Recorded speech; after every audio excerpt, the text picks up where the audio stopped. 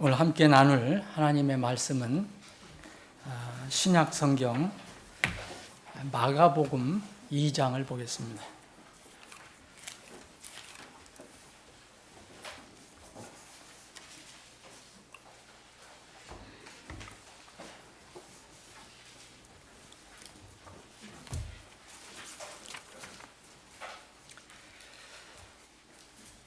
이 장 1절로부터 제가 가지고 있는 성경을 봉독해 드리겠습니다. 여러분들은 여러분들이 가지고 계신 성경으로 눈으로 따라서 읽으시면 되겠습니다. 또 며칠 후에 그분께서 다시 가버나움에 들어가시니 그분께서 집에 계시다는 소문이 들리더라. 이에 곧바로 많은 이들이 함께 모이니 문 주위에도 그들을 받을 만한 자리가 전혀 없더라. 그분께서 그들에게 말씀을 선포하시더라. 그리고 그들이 마병 환자 한 사람을 그분께 데려오니 그가 4사람에 의해 운반되었더라.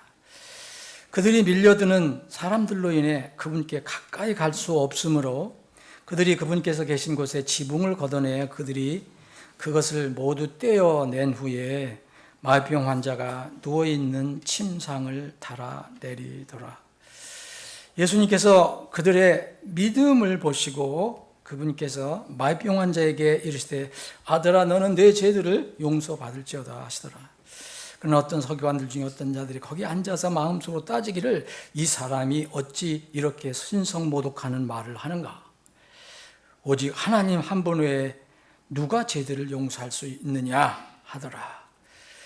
그들이 속으로 이렇게 따지는 줄을 예수님께서 자신의 영으로 아시고 그분께서 그들에게 이르시되 어떤 이유로 너희가 너희 마음속으로 이것들을 따지느냐?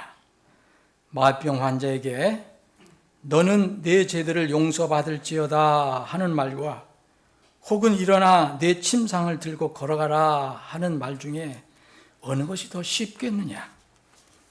그러나 인자가 땅에서 죄들을 용서하는 권능을 가진 것을 너희가 알게 하려 하노라 하시고 그분께서 그 마병 환자에게 이르시되 내가 네게 이르노니 일어나 내 침상을 들고 내 집으로 내 길을 가라 하시니라.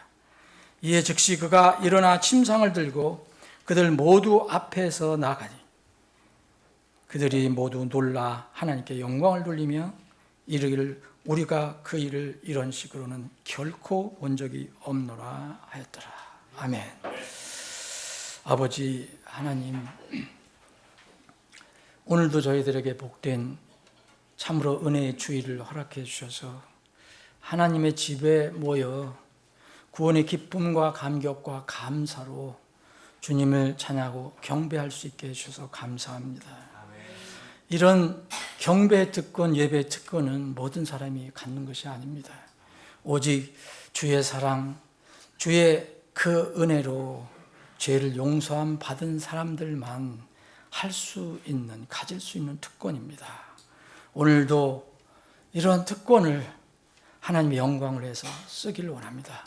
종일토록 주님을 찬양하고 경배하기를 원합니다. 우리의 경배를 받아 주시옵소서. 아버지 하나님, 또 우리에게 생명의 양식을 허락해 주심을 감사합니다. 생명의 양식은 하늘로부터 주님으로부터 오는 양식이어야 합니다. 주님, 저희들은 날마다 육신의 건강을 위해서 세상 음식을 먹지만 우리 영은 주님께서 주시는 이 말씀의 양식을 통해서 건강을, 건전함을 유지할 수 있습니다. 오늘도 이 말씀을 통해서 우리 마음이 더 새로워지고 또 힘을 얻고 또 주님을 다시 한번 바라볼 수 있는 그런 믿음이 생기게 해 주옵소서.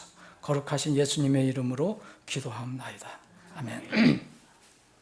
오늘 이 마병 환자 사건은 여러분들이 잘 아시는 그런 내용입니다.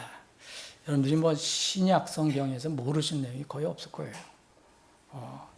근데 이 말씀을 다시 한번 오늘 이 시점에 다시 한번 묵상하기를 원합니다. 공관복음에 이 사건은 모두 기록이 되어 있습니다. 공관복음이라면은 요한복음을 제외한 마태, 마가, 누가 이 세 복음에 비슷하게 기록된 것이 많은데 여기 다 기록이 되어 있습니다. 마태복음 9장, 누가복음 5장에도 기록이 되어 있습니다.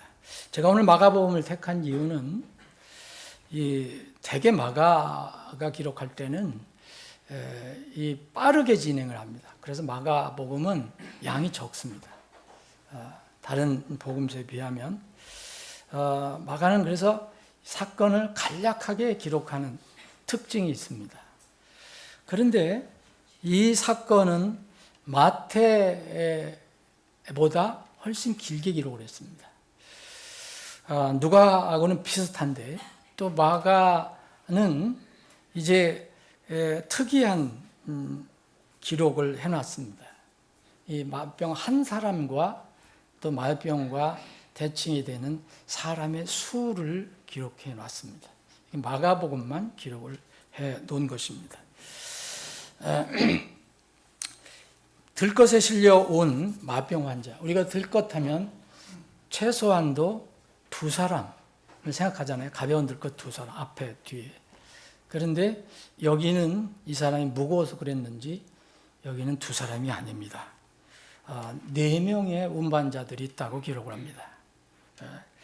이 마병 환자 그리고 4명의 운반자들이 무슨 말을 했는지, 주님께 어떻게 요청했는지 전혀 기록이 없습니다.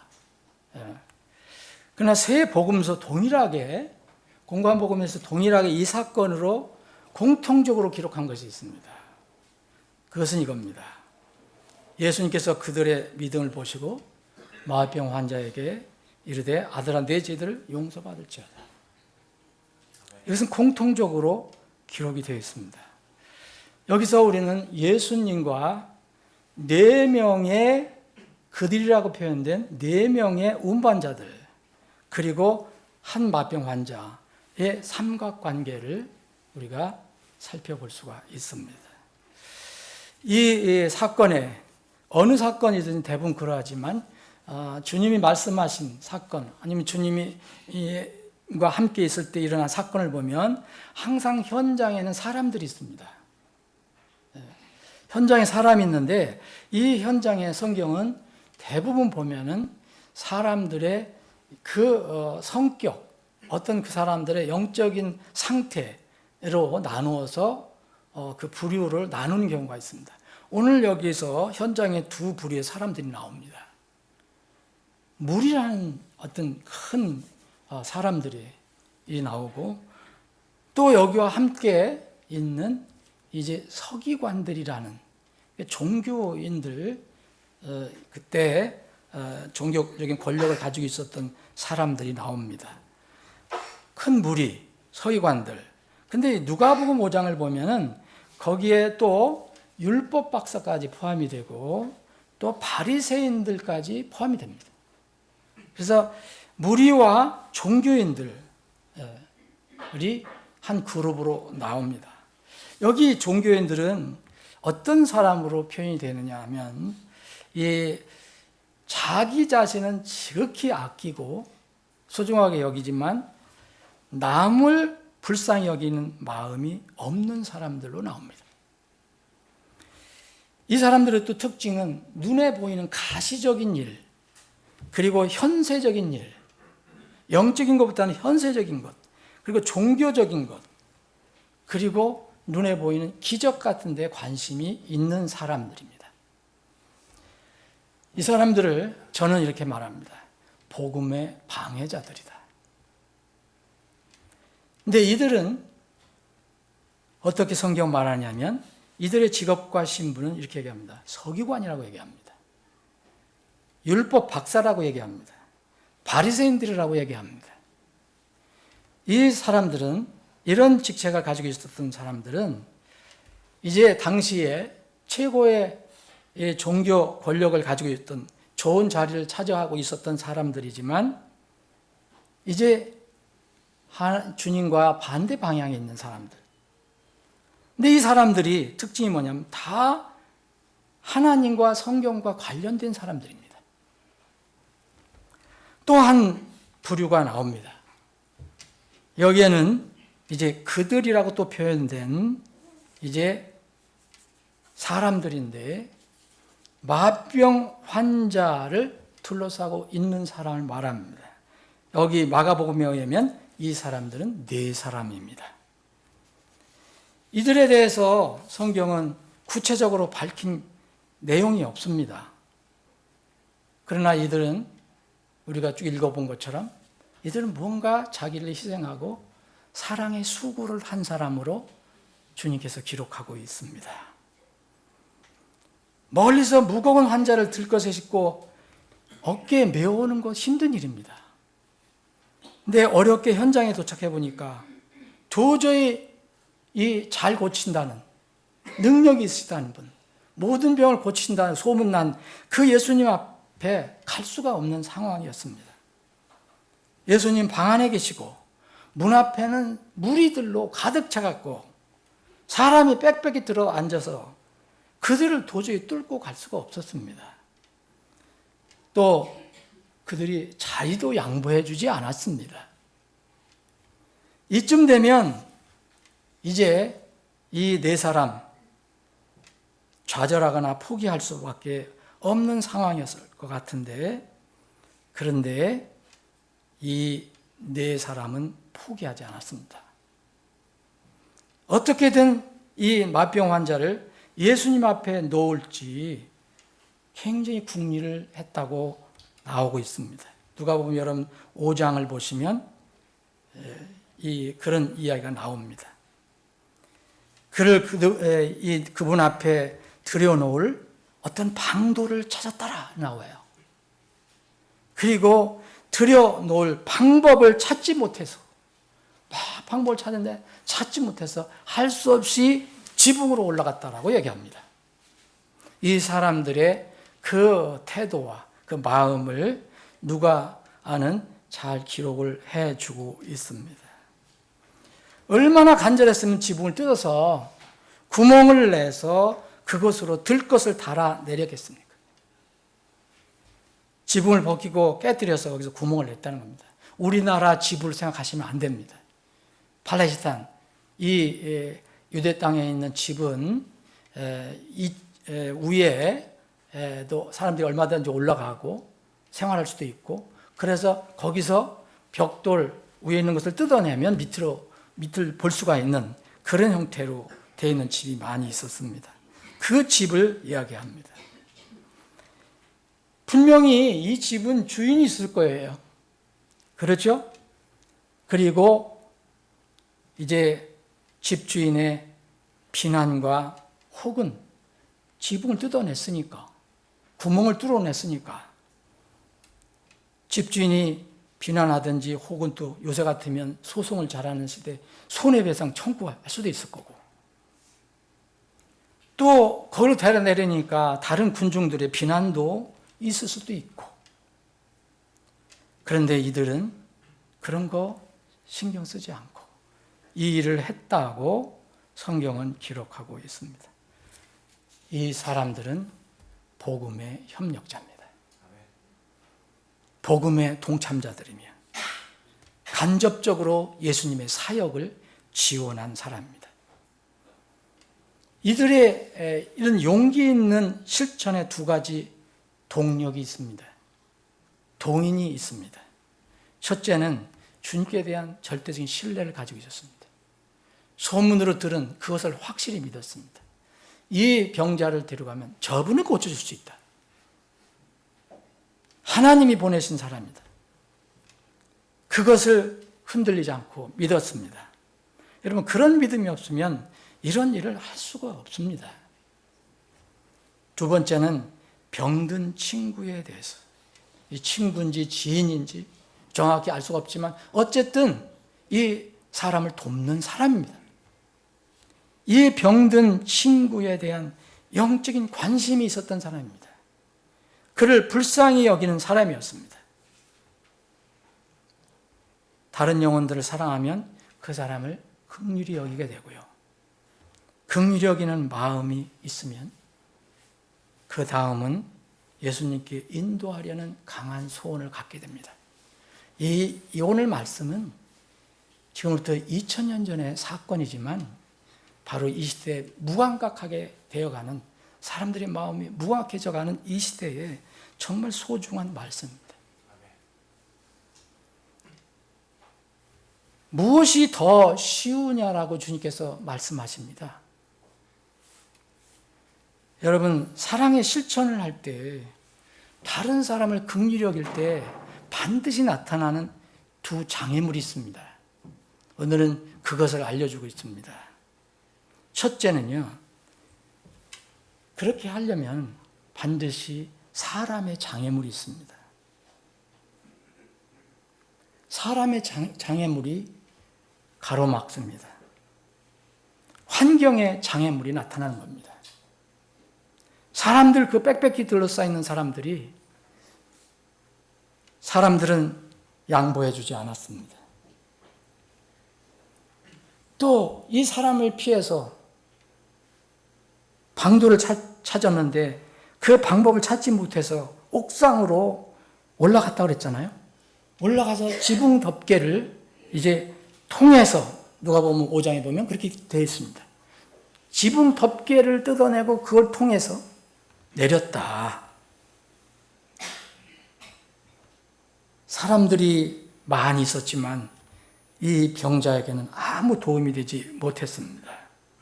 오히려 그들은 장애물이 되었습니다. 둘째는, 사랑을 실천할 때 또 나타나는 다른 장애물은 세상의 철학과 관습과 세상의 어떤 시각입니다. 예수님의 복음 사역은 항상 기득권을 가지고 있는 종교인들에 의해서 방해를 받았다는 것을 우리는 사복음서를 통해 잘 알고 있습니다. 예수님은 어떤 서기관들의 마음속에 있는 악한 생각을 미리 아시고 그 생각들을 바로잡기 위해서 가르쳐 주셨습니다. 6절, 7절이 그 말씀입니다. 서기관들 중에 어떤 자들이, 아니, 지가 뭔데 죄를 용서해줘? 이게 신성모독 아니야? 갈릴리에서 나온 그 촌띠가 무슨 사람의 죄를 용서해 준단 말이야? 이건 신성모독이야. 라고 마음의 생각을 가지고 있었습니다. 이것을 주님께서는 바로 잡아 주시려고 합니다. 그 서기관들, 이 율법 박사들, 바리새인들은 예수님을 하나님으로 믿지 않았습니다. 그리스도로 믿지 않았습니다. 예수를 믿지 않는 이들은 예수님께서 분명한 결과가 눈에 보이는 육체의 병을 고치는 것보다 사람의 눈에 아무 결과가 나타나지 않는 죄 용서, 이거는 별로 관심도 없었던 것으로 보입니다. 그래서 주님께서는 이렇게 말씀하십니다. 무엇이 더 쉬우냐라고 질문하십니다. 여러분, 마병 환자에게, 그 정말 고통스러운 마병 환자에게, 자기가 스스로 올 수도 없는 사람에게, 그 돕는 사람들에 의해서 온 사람, 그 사람에게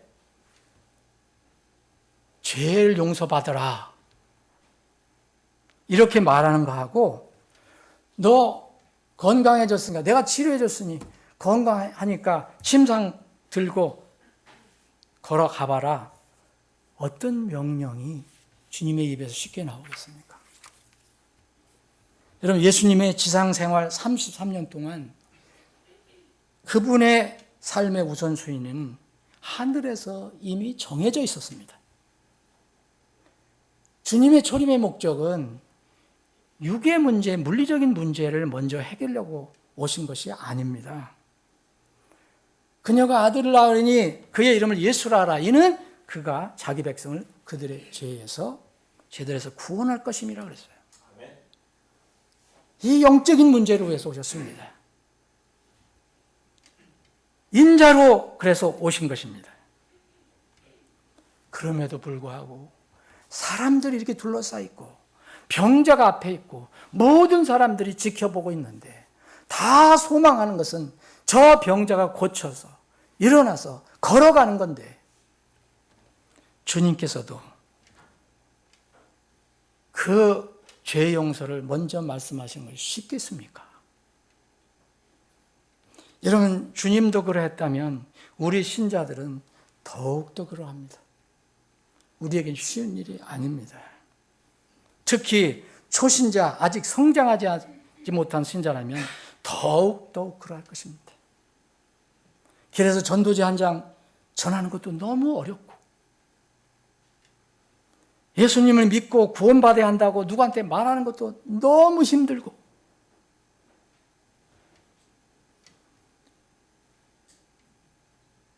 정말 나가서 복음을 전하라 그러면 이거는 정말 뭔가 그냥 큰 짐이 매달려 있는 것 같고 정말 쉽지 않을 것입니다. 예수님께서도 사람의 어떤 눈을 의식했다면 이 두 가지 중에서, 주님께서 질문하신 두 가지 중에서 모든 사람이 관심 갖는 병을 고쳐주는 것이 아주 쉬우셨을 것입니다. 그거 말하는 거. 주님은 무슨 일인지 하실 수 있는 능력 있는 하나님이십니다. 그런데 그분의 사역의 순서는 분명히 정해져 있습니다. 사람은 이것을 거꾸로 생각합니다. 사람의 순서는, 주님의 순서는 영혼 육인데 사람의 순서는 항상 육이 먼저입니다. 죄 문제는 해결하지 못하고 배부르고 등 따뜻하고 살찐 상태로 심판받아서 지옥에 가면 무슨 소용이 있습니까? 배부르고 살찌고 건강한 상태로 지옥 가는 것보다는 차라리 배고프고 건강하지 못한 채 천국 가는 것이 훨씬 좋지 않겠습니까? 누가복음 16장에 있는 그 거지 나사로가 이것을 우리에게 알려주고 있습니다. 그래서 주님께서 어느 것이 쉬우냐 이렇게 물으신 뒤에 세상 사람들이 기대에 너무 어긋나게 그들이 실망하게 또 불평도 터져 나왔을 것이고 그거 다 개의치 않으시고 아버지께서 주신 사명인 죄사함의 일을 먼저 수행하신 겁니다. 오늘 10절에 무엇이 더 쉽겠느냐 하시면서 그러나라고 해요. 그러나 인자가 땅에서 죄들을 용서하는 권능을 가진 것을 너희에게 알게 하려 하노라. 주님은 모든 병을 고칠 수 있는 능력 있는 분입니다. 그러나 그것으로 그들에게 그 각인을 시켜줘야 그들에게 무슨 도움이 되겠습니까? 건강해도 죽습니다. 그러나 건강하지 못하더라도 영원히 살아나면 영원히 건강해 삽니다. 예수님의 질문 두 가지 얘기했습니다. 무엇이 더 쉽겠느냐? 이건 우리에게 대한 질문입니다. 여러분이 어느 것이 더 쉽겠습니까?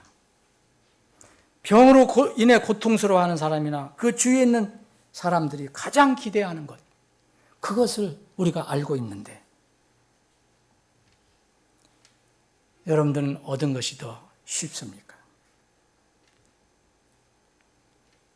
저도 사역자지만 사역자도 똑같이 그럴 때가 있습니다. 사람들이 기대하는 것, 그것을 먼저 생각할 때가 있습니다. 그들이 원하는 것, 사역자 앞에 있는 사람들, 그 분명히 원하지 않는 것을 내가 하거나 말하는 것은 정말 쉽지 않습니다. 여러분, 병들었거나 세상의 문제를 가지고 있는 불신자가 문제를 해결받기 위해서 저에게 찾아왔다면, 그런 경우도 많이 있었습니다. 찾아왔다면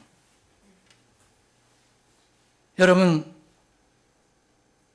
어떻게 해야 됩니까? 저에게 손에 잡히지도 않는 그 사람에게는 전혀 손에 잡히지도 않는 거예요. 그 영적인 문제입니다. 그거를 해결해 준다고 하는 것이 쉽습니까? 아니면 그 사람이 원하는 눈에 보이는 것을 해결해 준다고 하는 것이 쉽습니까? 그래서 저는 제 사역에 대해서 이런 성경 말씀 읽을 때마다 자주 자문을 합니다. 주님이 아실 것입니다. 내 사역의 목표는 무엇인가? 지금 나는 누구를 따라가는 건가? 사람들이 좋아하는 설교하고 내 이름을 알리고 교회의 덩치를 키우는 것이 내 사역의 목표인가? 아니면 나를 죄에서 건져주시고 나를 신실하게 여기셔서 부족한 사람을 복음 사역의 사명, 그 사역을 맡기신 주님의 명령을 따르고 그분을 따르는 것이 내 사역의 목표인가? 나는 혹시 목회를 먹고 살기 위한 세상의 한 직업으로 여기는 건 아닌가? 아니면은 주님께 순종하고 복음을 전하고 맡겨진 주님의 교회를 온갖 거짓 교리와 비진리로부터 보호하고 주님의 말씀으로 그렇게 안전하게 세우라고 명령을 하셨기 때문에 그렇게 하는 것이 내 목표인가? 여러분들은 어떠십니까? 오늘 또 이 본 말씀에 보면 우리가 이해하기 어려운 부분이 나옵니다. 아들아 내 죄들의 용서를 받을지어다 라고 하셨는데 여러분 이 말씀, 이 선언 전에 무슨 말씀이 기록되어 있습니까? 예수님께서 그들의 믿음을 보시고 그랬어요. 그의 믿음이 아닙니다. 그들의 믿음을 보시고 그분께서 마병 한 사람 그 환자에게 이르시되 아들아 너는 내 죄를 용서받을지어다 그랬습니다. 자, 그들의 믿음은 여기 네 사람입니다. 들것 네 구퉁이를 이제 메고 온 사람입니다. 들고 온 사람입니다. 그들을 보셨습니다. 그들의 믿음을 보시고 그들에게 얘기한 게 아니라 그 반대쪽에 있는 아니면 그 안에 있는 그 사람에게 얘기합니다. 여러분, 용서받고 구원받는 건 다른 사람이 나를 위해서 애써주면 내가 용서를 받을 수 있습니까? 성경은 절대 그렇게 이야기하지 않습니다. 구원은 개인적인 믿음으로 이루어지는 겁니다. 남이 해줄 수 있는 게 아닙니다. 우리가 복음은 전해도 복음을 전하는 것으로 끝이지 그 사람을 어떻게든지 구원시키는 것은 우리가 할 수 있는 것이 아닙니다. 성경은 계속 이야기합니다. 네가 만일 내 입으로 주 예수님을 시인하면 내 입이요 내 입. 사람이 마음으로 믿어 그 의에 이른다 그랬어요. 그 사람. 그러나 오늘 본문은 이 원칙에서 한참 벗어난 것처럼 보입니다. 성경은 하나님께서 영감을 주셔서 기록하게 하신 것을 여러분들 믿으실 겁니다. 저도 믿습니다. 그러므로 하나님 말씀은 모순되지 않습니다. 모순처럼 보이는 것은 다 사람의 머리로 생각하기 때문에 그렇습니다. 저자이신 하나님께서 의도하신 목적과 뜻이 무엇일까 하고 주님 편에서 주님의 마음으로 이 사건을 묵상해 보면 여기에 답이 나옵니다. 여기는 정말 귀중한 교훈이 나옵니다. 본문 말씀에서 주님께서 가르쳐 주시고자 하시는 그 어떠한 주제가 있습니다. 이것은 절대 구원론 교리가 아닙니다. 사람들이 이래서 많은 이단 교리를 만들어내는 거예요. 이 사건은 구원을 어떻게 받느냐 이 방법을 알려주기 위해서 기록하신 것이 아닙니다. 예수님의 지금 마음을 여러분들 생각해 보십시오. 이 네 사람을 보고 그리고 복음을 방해하는 사람들을 보고 그 무리들을 보고 특히 이 환자를 돕는 이 네 사람의 믿음을 보셨다고 그랬어요. 믿음을 보시고 병자에게 선언한 겁니다. 여러분, 네 명의 친구든 뭐 이웃이든 친척이든 동료든 이 네 사람이 대단한 믿음을 가지고 있다 해도 그들은 그들의 문제만 해결합니다. 그들의 믿음이 대단하기 때문에 마병자가 죄를 용서받은 것은 절대 아닙니다. 만약 그렇다면 우리는 다시 시작해야 합니다. 아니면 로마 가톨릭 교리로 들어가야 될 겁니다. 여러분, 그들의 믿음으로 마병자가 죄를 용서받은 것은 아닙니다. 주님은 그들의 믿음을 보셨다고 그랬어요. 보시고 병자의 죄를 용서하여 주신 것입니다. 여기에서 그들이라는 것은 복수죠. 여러분들. 복수이기 때문에 최소한 친구 4명을 가리킬 수 있습니다. 두 번째는 복수, 4명의 믿음을 보시고 이렇게 했다면 분명히 그들이 4명만 해당되겠지만 여러분 그 4사람이 이게 들것에 싣고 온 사람들 거기 같이 있었다고 보면 됩니다. 들것에. 그래서 주님께서는 그들이라고 했습니다.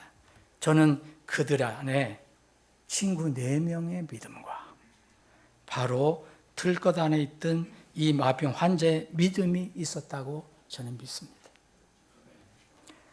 최대한 친구 4명 그리고 병자를 포함하여 이것을 가리킬 수 있는 것입니다.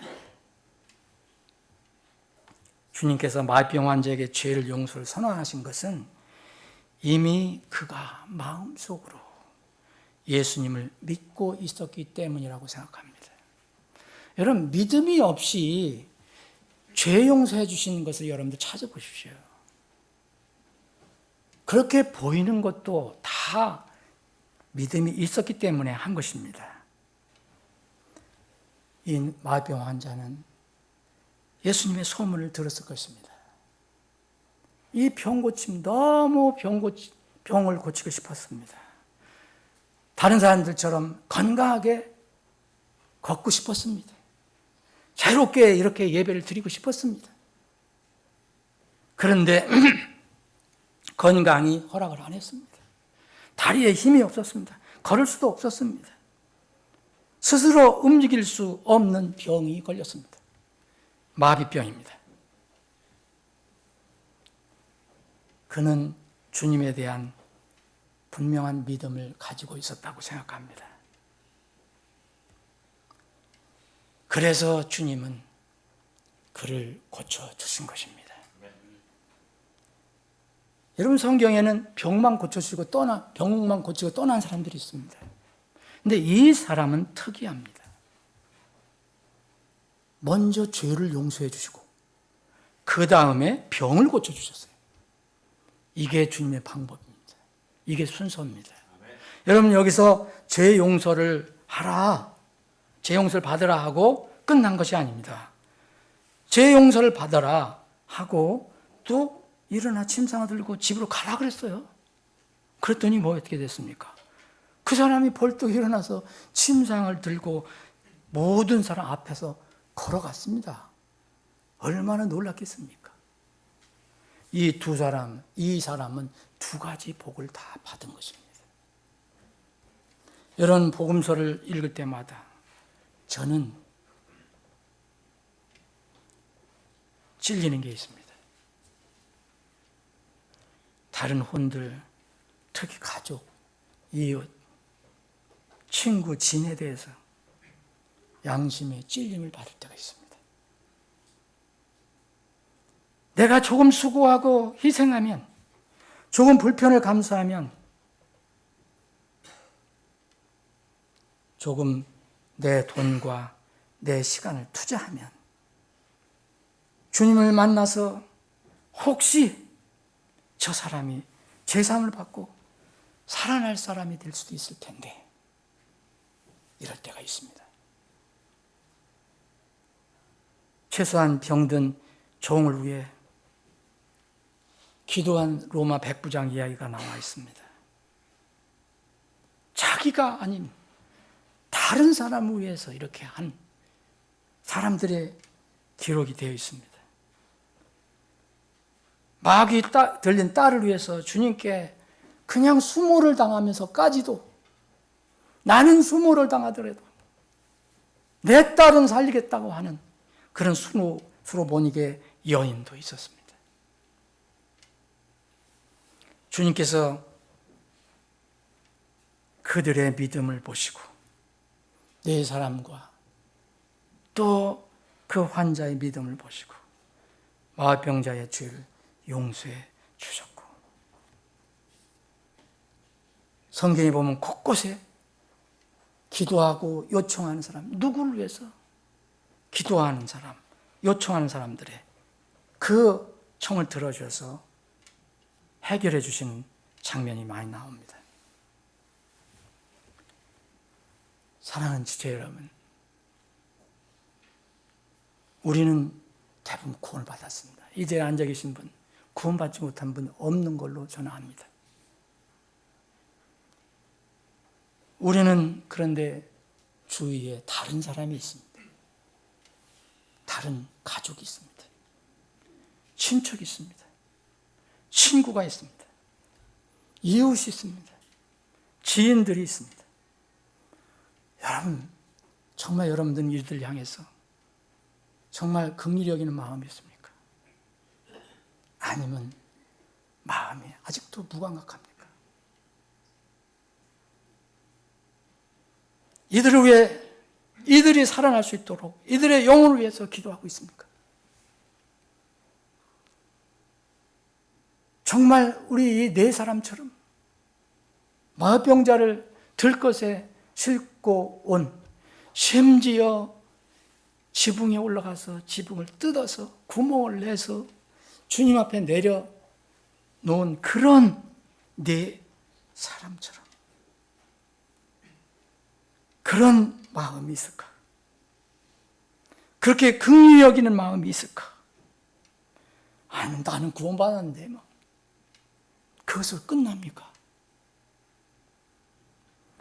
우리는 그들처럼 간절함이 없는 것 같습니다. 제가 이단 공부를 요새 아침 성경 공부 때 하는데 늘 말씀드리지만은 우리가 그런 걸 따를 수 없는 그런 이단 교리도 너무 많습니다. 그런데 우리가 따라야 할 것이 하나 있습니다.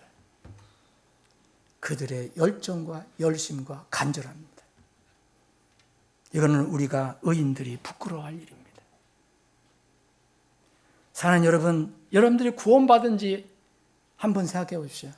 여러분들 수십 년이 된 분들도 한 번도 전도지를 전하지 못한 분이 혹시 있을 수 있습니다. 한 번도 사람들에게 예수 그리스도를 믿어야 구원받는다고 말을 하지 못한 사람이 있을 수 있습니다. 그런 분이 없기를 저는 바랍니다. 우리 교회는 그런 분이 없을 것으로 생각합니다. 우리는 세상이 너무 바쁘고 고달프다는 이유로 너무 자기중심적입니다. 내 것만 옳다고 생각합니다. 내 것을 써주지 않으면 어려움이 생깁니다. 나만 신경 쓰고 주위 혼들에 대한 것은 관심이 없습니다. 우리의 이기심, 우리의 게으름으로 인해서 주님께서 나를 도구로 삼아서, 우리를 도구로 삼아서 건지려고 하는 혼들이 분명히 있는데 우리는 그 일을 하지 못하고 있는 것은 아닌지 모르겠습니다. 주님께서 말씀하십니다. 그들의 믿음을 보시고.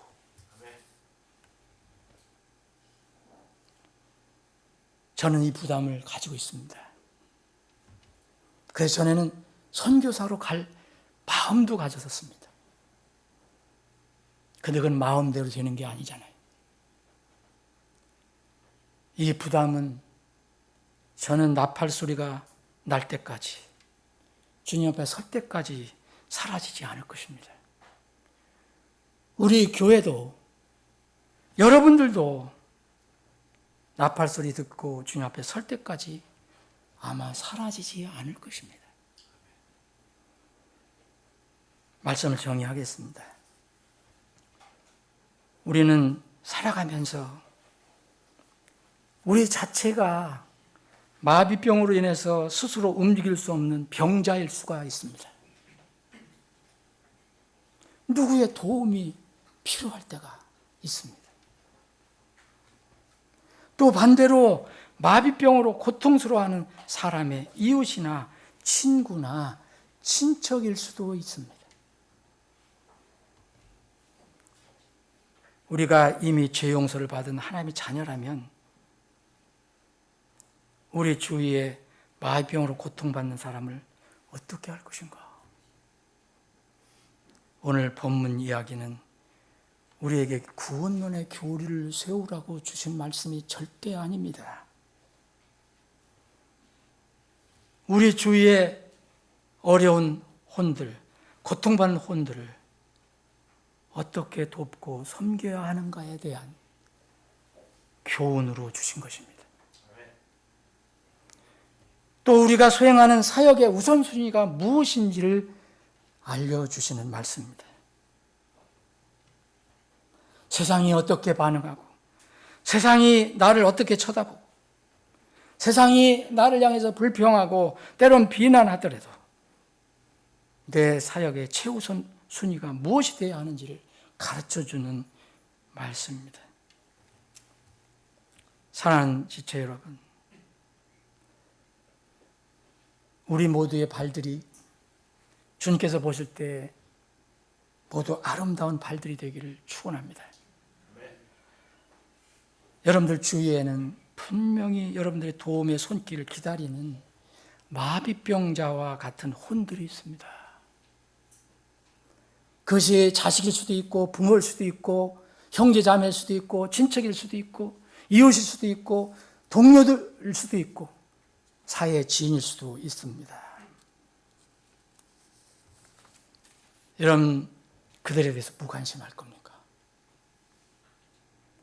주님을 절대 신뢰하는 믿음과 그들을 긍휼히 여기는 마음만 있으면 우리는 오늘 4명의 이 들것을 나른 사람들과 같이 한 혼을 살릴 수가 있습니다.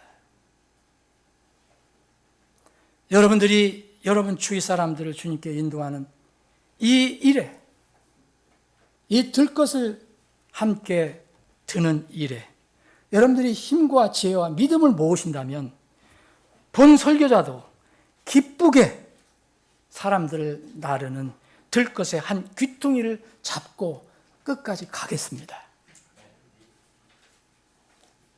그들을 위해서 우리가 쉬지 말고 기도하면서 그들을 위해 우리가 들것 나르는 자가 되기를 다시 한번 마음으로 결단하기를 바랍니다. 이런 은혜와 복이, 남을 섬기는 것도 큰 복입니다. 이런 복이 우리 모두와 우리 교회에 있기를 주님의 이름으로 축원합니다. 기도합니다.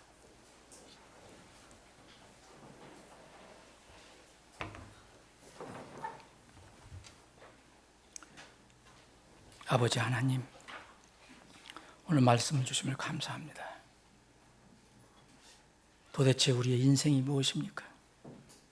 이 땅에서 잘 먹고 잘 살고 또 누리다가 가는 것이 인생입니까? 우리는 주님께서 우리 인생이 무엇인지를 깨닫게 해주시고 그 인생을 어떻게 살아야 할 것인가 주님으로부터 말씀을 통해 지혜를 얻었습니다. 이제 우리 삶이 변화되기를 원합니다. 이제까지 우리가 주의 혼들에 대해서 관심이 없었다면, 무감각했다면 정말 아무 상관이 없는 사람들처럼 그렇게 살아왔다면 이제 저희들 마음을 돌이키길 원합니다. 우리의 마음을 지금 감동시켜 주시옵소서. 저들을 향한 불쌍한 마음을 갖게 해 주옵소서. 그래서 저들을 위해 기도하고 저들을 우리의 사랑의 대상으로 삼는 그런 삶을 살게 해 주옵소서. 우리 교회를 주님의 그런 귀한 도구로 사용해 주시옵소서. 거룩하신 예수님의 이름으로 기도합니다.